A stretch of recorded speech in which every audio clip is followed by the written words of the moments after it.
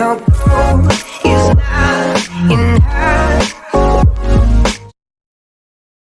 नमस्कार सभी को। आज हम कक्षा 7 की हिंदी की पाठ्य पुस्तक वसंत भाग 2 से पाठ 4 कठपुतली कविता का अध्ययन करेंगे। प्रस्तुत कविता कठपुतली के कवि भवानी प्रसाद मिश्र जी हैं। इसमें कवि ने कठपुतलियों के मन में उत्पन्न हो रही स्वतंत्रता की बात की है। कठपुतली गुस्से से उबली, बोली ये धागे क्यों है मेरे पीछे आगे, इन्हें तोड़ दो, मुझे मेरे पांवों पर छोड़ दो। सुनकर बोली और कठपुतलियां कि हाँ, बहुत दिन हुए हमें अपने मन के छंद छुए। मगर पहली कठपुतली सोचने लगी, ये कैसी इच्छा मेरे मन में जगी। इस कविता में कवि ने धागे से बंधी हुई कठपुतली की मन की व्यथा को प्रकट किया है। कठपुतली गुस्से से उबली, बोली ये धागे क्यों है मेरे पीछे आगे, इन्हें तोड़ दो, मुझे मेरे पांव पर छोड़ दो।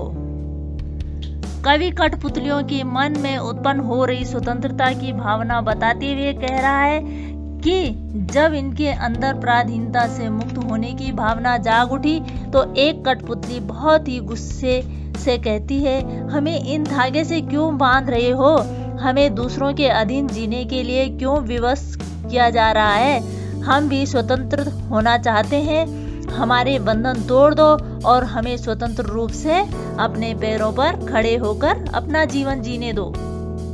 सुनकर बोली और कठपुतलियां कि हाँ, बहुत दिन हुए हमें अपने मन के छंद छुए। इस पद्यांश में कवि ने अन्य दूसरी कठपुतलियों के मनोभाव का वर्णन किया है।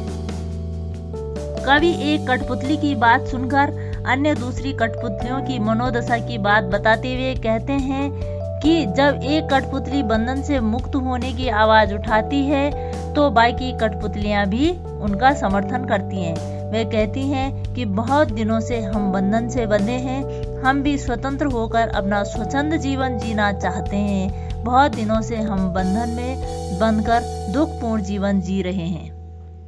मगर पहली कठपुतली सोचने लगी, ये कैसी इच्छा मेरे मन में जगी।